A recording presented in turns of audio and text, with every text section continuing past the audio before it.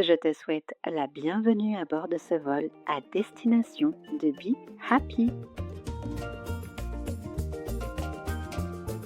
Le podcast qui met du soleil dans ta vie. Je suis Sonia, ta capitaine de bord, voyageuse dans l'âme et amoureuse de la vie. Aujourd'hui, nous partons ensemble pour des escales feel good au bien-être, voyage, mindset positif et inspiration du monde t'attendent. Nous allons prendre de l'altitude et tu vas découvrir au fil de ce beau voyage comment cultiver une attitude intérieure positive. Alors installe-toi confortablement, attache ta ceinture et prépare-toi à un décollage immédiat vers plus de positivité et de bien-être. Je te remercie de voyager avec moi aujourd'hui et te souhaite un agréable vol.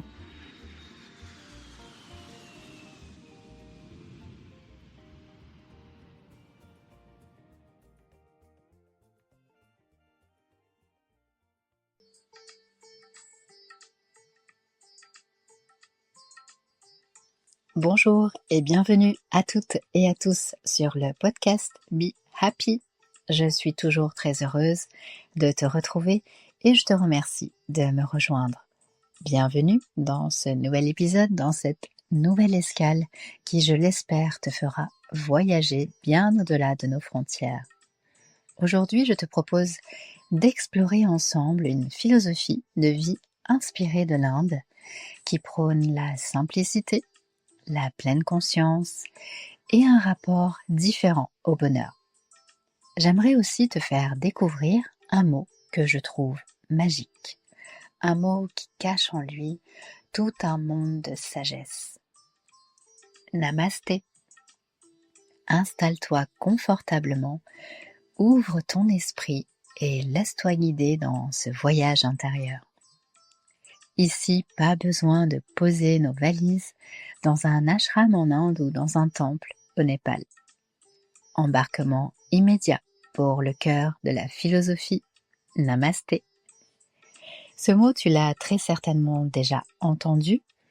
Ce n'est pas juste un salut qu'on échange à la fin d'une séance de yoga. Non, il porte en lui une sagesse qui peut enrichir nos vies modernes. Je t'invite dans cette escale à venir explorer avec moi une vision différente du bonheur, à la fois ancrée dans la simplicité et l'émerveillement. Namasté, ce n'est pas juste un bonjour un peu exotique, c'est une vraie déclaration d'humilité et de respect. Les mains jointes devant le cœur, on exprime « Je salue la lumière qui est en toi, parce qu'elle est aussi en moi ». Tu imagines le pouvoir d'une telle phrase ?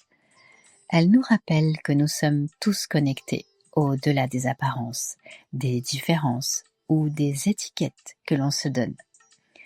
Ça veut dire que dans chaque interaction, même les plus banales, il y a une possibilité de reconnexion profonde à ce qui nous unit.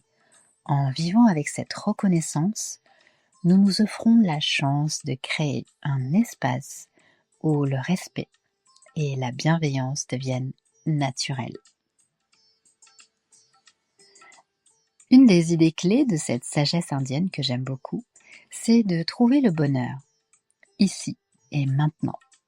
On se dit souvent que le bonheur viendra quand on aura atteint tel ou tel objectif et telle ou telle chose. Mais et si le bonheur résidait dans chaque moment, même le plus simple? Chaque pas que nous faisons, chaque sourire que nous échangeons est une chance de savourer cette vie pleinement. Ça ne demande rien de plus qu'une toute petite prise de conscience. Il s'agit juste de s'arrêter un moment, de prendre une grande respiration et de savourer l'instant. Namasté nous invite vraiment à vivre le moment présent et à nous libérer de cette attente d'un bonheur futur. Comme on le dit si bien, si tu connais le chemin, tu connais le but. Car le but ne se trouve pas au bout du chemin, mais à chaque moment et dans chaque pas. La magie se trouve ici et maintenant. En Occident, je trouve qu'on a tendance à courir après le bonheur, comme on pourrait poursuivre une étoile filante. Là-bas, dans cette région de l'Asie, cette philosophie qui en découle est comme un art de la présence. C'est accueillir chaque moment avec une forme de révérence.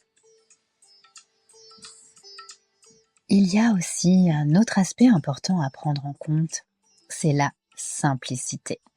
Nous devons reconnaître que nous sommes souvent entourés de choses qui encombrent nos espaces, mais aussi nos esprits. La philosophie du namasté et l'approche des cultures indiennes et népalaises qui sont très proches nous rappellent l'importance de nous libérer de ce qui n'est pas essentiel. Ça veut dire désencombrer nos maisons, mais aussi nos pensées et nos habitudes. Et pourquoi pas faire un peu de ménage intérieur. Si tu ne sais pas par où commencer, prenons un moment ensemble pour réfléchir. Quelles sont les choses qui t'encombrent? Combien de temps passes-tu à regarder les informations qui te dépriment? Voici quelques idées faciles à intégrer dans ton quotidien. Essaye de limiter la surconsommation d'informations qui te pèsent. Ça ne veut pas dire vivre déconnecté, mais peut-être de choisir ce que tu regardes, voire même à quel moment tu choisis de consulter les nouvelles ou les réseaux sociaux. Je te propose aussi de faire un exercice très simple. Prends une feuille et note tout ce qui te pèse, les pensées qui te fatiguent, et demande-toi ce que tu peux laisser de côté.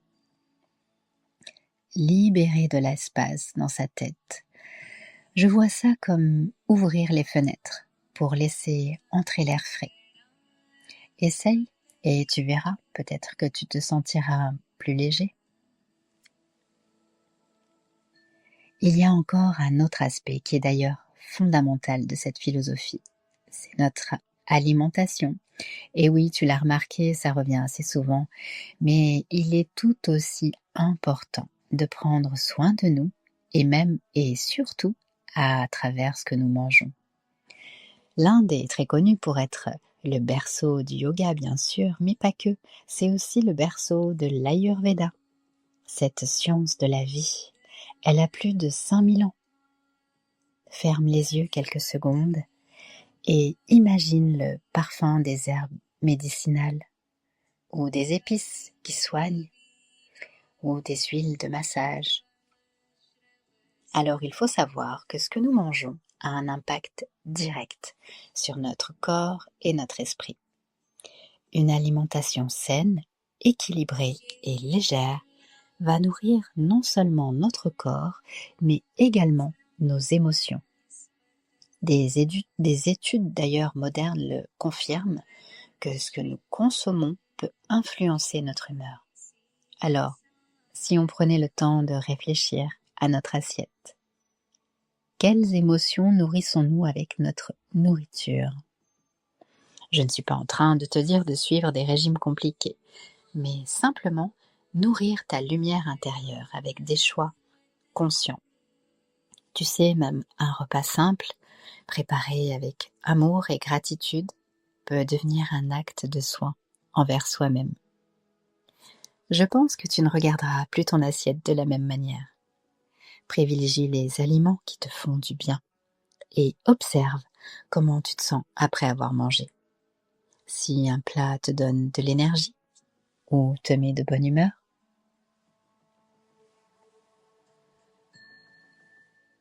Et enfin, parlons de karma. Dans la culture indienne, nos actions, nos paroles et même nos pensées ont des répercussions. Et il paraîtrait que ce que nous émettons crée comme une sorte d'écho dans notre vie. Pour éviter de revivre des situations que nous ne désirons pas, alors interrogeons-nous sur nos comportements et notre état d'esprit. Ça peut inciter à vivre avec plus de conscience et de respect.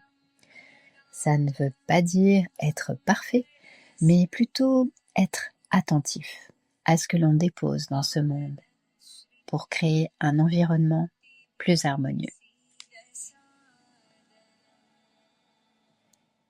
Et c'est là que le voyage devient encore plus beau. On ne vit plus seulement pour soi, mais avec la conscience que nous faisons tous partie d'une immense mosaïque, où chacun de nos gestes a un impact. Dans les monastères bouddhistes du Népal, par exemple, ils méditent longuement sur l'interconnexion de toutes choses. En Occident, nous avons tendance à rechercher le bonheur à travers l'accomplissement, la réussite extérieure. Mais Namasté nous ramène en quelque sorte à l'essentiel. Le bonheur dans certaines régions du monde est une reconnexion intérieure, une harmonie avec la vie qui nous entoure. C'est aussi se rappeler que l'autre n'est pas séparé de nous et que nous faisons partie d'un tout. L'escale touche à sa fin, les amis.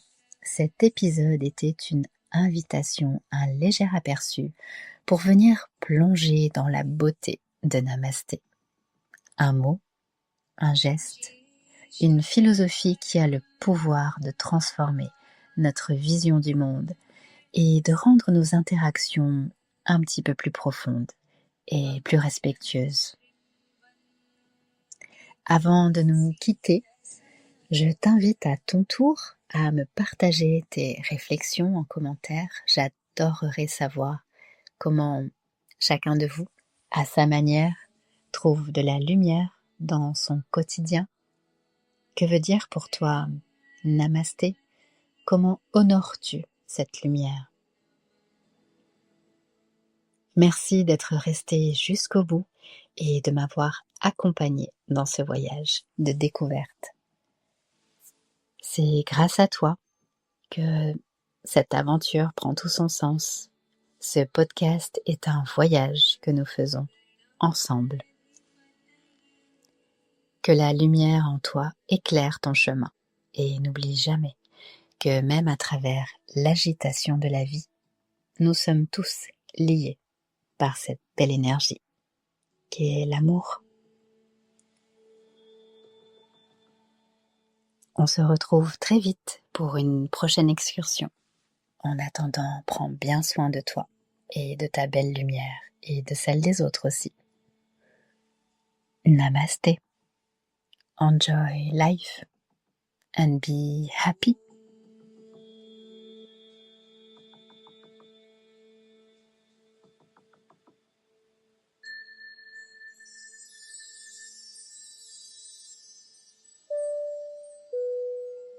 Notre voyage touche à sa fin, mais l'aventure continue. Tu sais, ce podcast, je le crée avec tout mon cœur pour partager, transmettre, échanger et tisser du lien, parce que c'est ça aussi qui me nourrit. Alors j'adorerais lire ton ressenti, savoir ce que tu as aimé, ce qui t'a inspiré. Alors laisse-moi des messages, pose-moi des questions, laisse des commentaires, des étoiles. Je prends le temps de tout lire et le plaisir de répondre. Ton retour est précieux pour moi et c'est aussi un soutien pour le podcast. Si ce voyage t'a plu, aide Be Happy à grandir et à rayonner. Partage, parle-en autour de toi et ensemble, créons une belle communauté où l'on sème des ondes positives. Écoute Be Happy sur toutes les plateformes et rejoins-moi sur le compte Instagram podcast Be Happy pour partager ensemble des ondes positives. Merci d'avoir embarqué avec moi. Je te dis à très vite pour une nouvelle escale Feel Good. En attendant, prends bien soin de toi. Enjoy life and be happy.